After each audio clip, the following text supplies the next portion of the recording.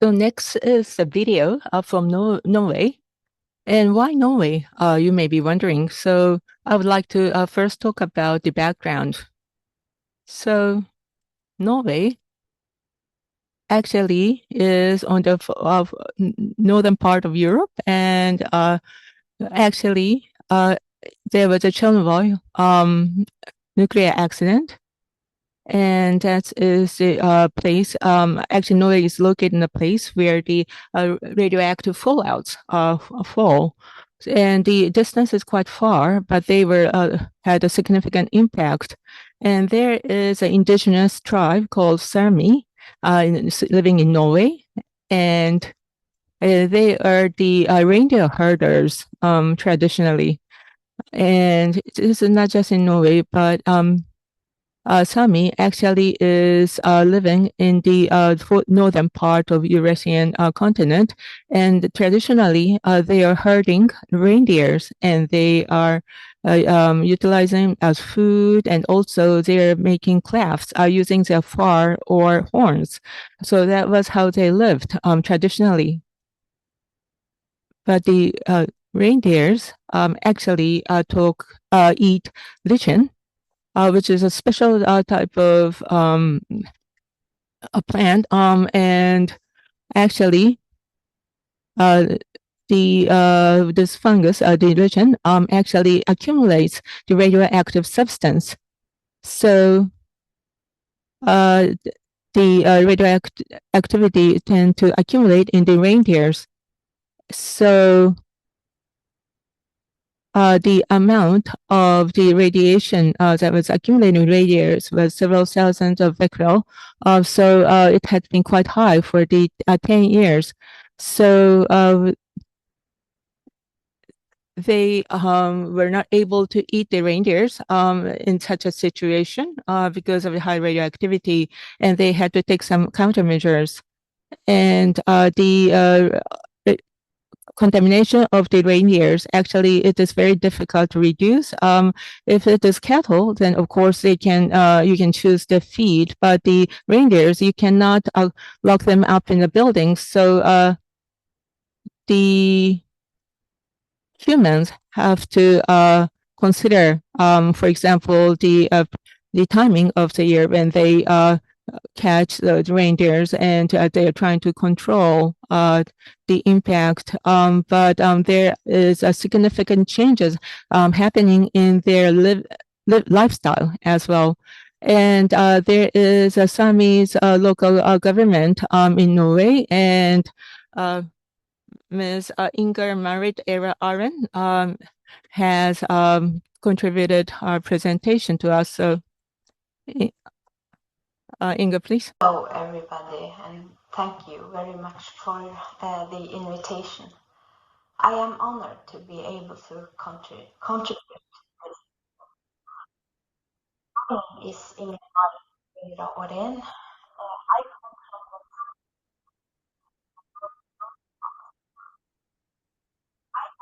in my personal story about how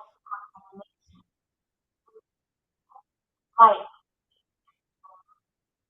has affected my family and our life.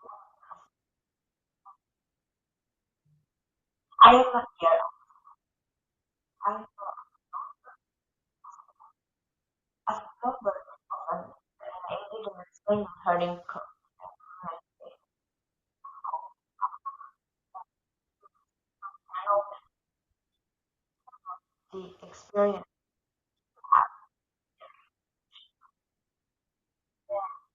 is a personal story from the Arctic and from Sápmi.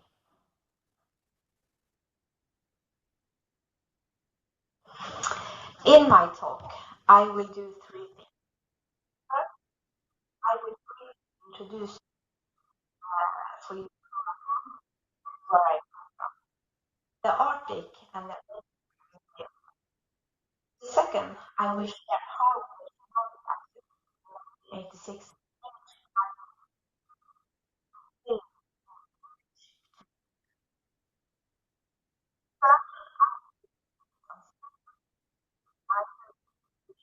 across continents. What happens to people, to families, and to culture. The land that sustains us becomes dangerous. I care for you, your parents.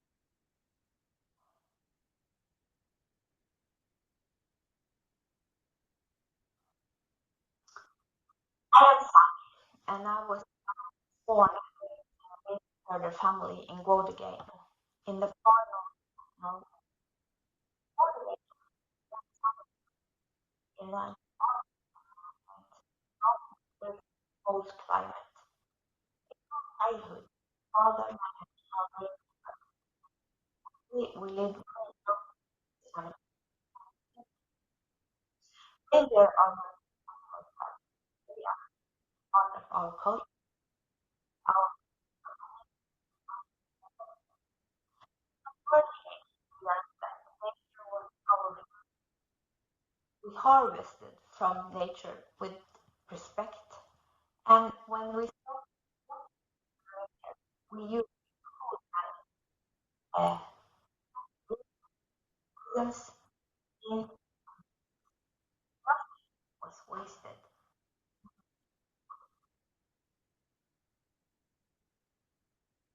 Finally, child rearing and care and use on how to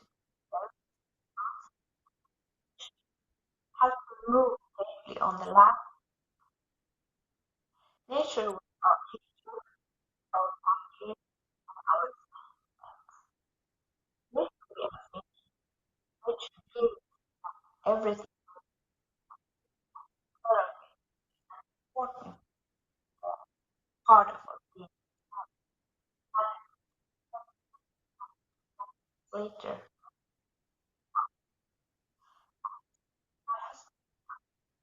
relationship.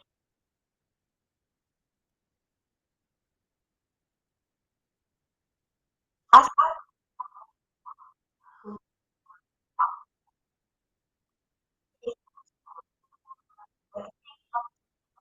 Sami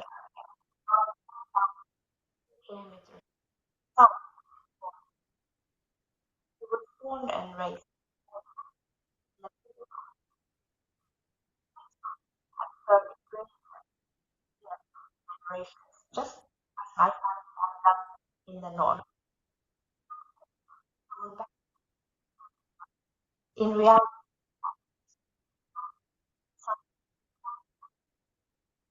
this comes from the land.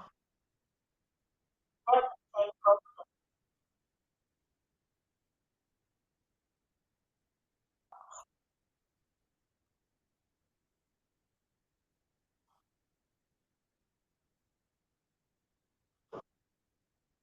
when I became part of this family, they were the that the way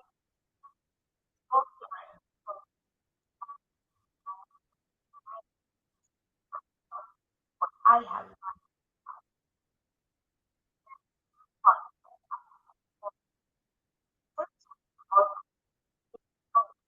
learned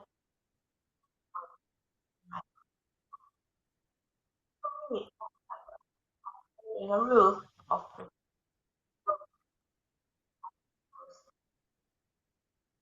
so I asked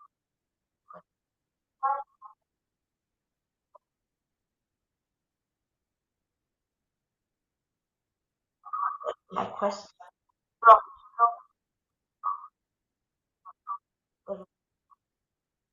my husband explained that they 1986 radioactive large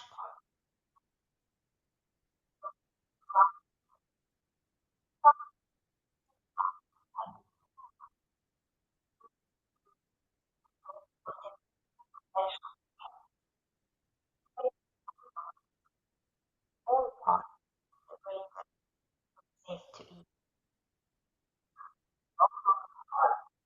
Nature in in the same way as they always had done, as their ancestors, since time immemorial.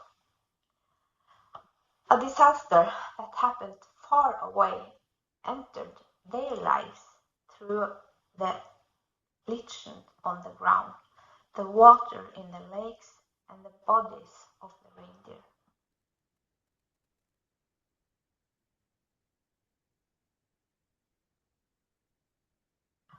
Because of the contamination, my husband's family had to make difficult choices.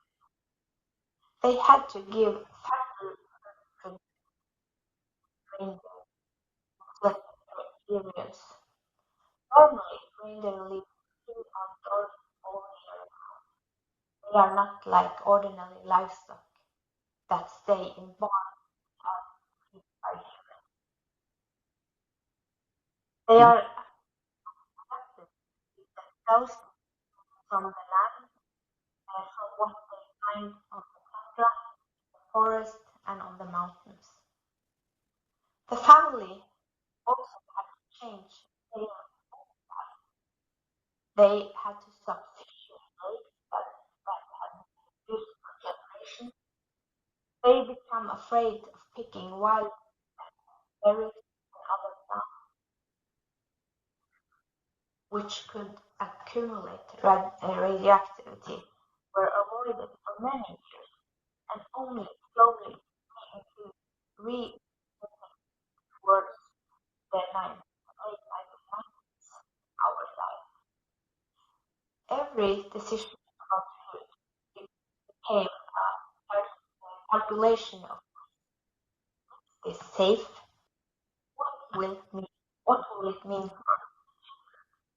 for our generations. What they used to harvest and eat with confidence was not satisfied for part of the reindeer and part moved from being life-giving. Yet they could not simply move away. This was their homeland, their traditional area, and their history. Our mountains, lakes, are they are a part of they are a part of us, and we see them as living. So when nature becomes contaminated, it the environment, also identity, and belonging. In my husband's family, we talk very much about the emotional side of this. There were not many conversations about grief, fear, or anger. Instead, family went into what I would call survival. The main focus became how do we reduce exposure like radioactive fallout? What can we save the children's most important? They wanted to make sure children were not exposed to high levels of silence became a kind of survival. By not talking too much about it, concentrate on it, it, it, which go away, which trying to avoid. But the emotional and psychological impacts are still there.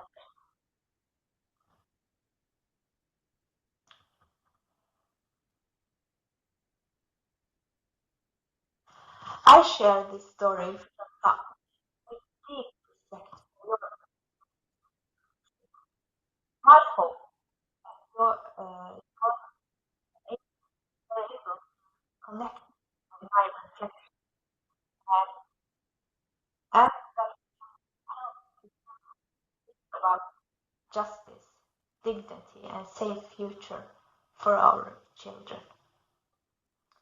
I want to end with some questions that I believe my family will ask me with many families there. What do you what do you do when the land becomes poisonous? How do families life even when the landscape looks the same as before? And most of all, how can our children, only their bodies, also their sense of home, belonging, and how do we honor language and contamination or tradition in both areas and their people have to learn to live. We have to learn to live a new our tradition. You know very well what it means to us again and again. This food, this water safe, this place safe,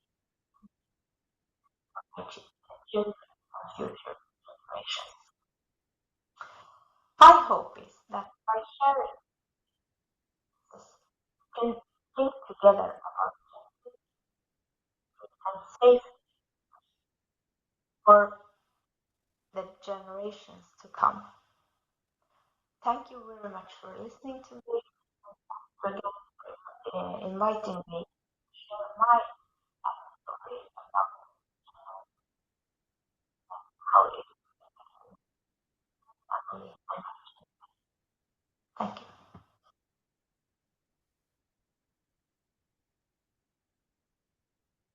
Thank you very much. The story of Sami is about Sami people, not about the entire Norway. The damage brought by the nuclear accident does not fall upon everyone equally, as you could see. The lifestyle of Sami people, as Inger-san said, is very closely linked with the nature surrounding them. I think if you look at Japan, we have also Ainu people. I think this is there are similarities there. Those who live with the nature are affected more than the people in urban area. I think it is very difficult for people who live in cities to imagine what it's like to live like that because it's their culture. So when there is a contamination by radiation, their lifestyle will be hugely affected and altered.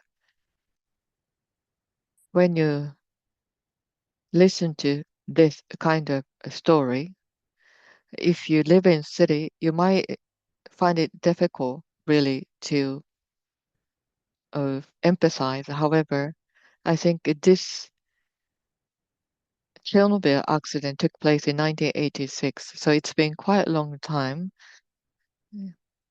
Next year marks the 40th anniversary. Even after 40 years, there still is an impact felt on a day-to-day basis. In case of Fukushima, it's been 15 years, both in Chernobyl and Fukushima.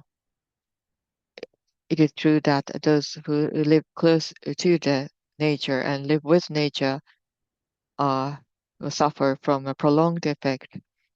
Those with the Tokyo lifestyle find it difficult to understand that, and they would feel this is not very significant. And I think this is a big problem. By bringing this up during this dialogue, I believe that the people with urban lifestyle could feel that there are people, could understand that there are a group of people who would suffer a long term because of this accident. We do have Q&A session time. However, you can't really ask questions to Ingel-san, the Sami person, because it's a videotaped speech. So if you can give us forward your questions, then I will communicate those to her. You can use Q&A function to write your questions, or you can just forward your questions later on.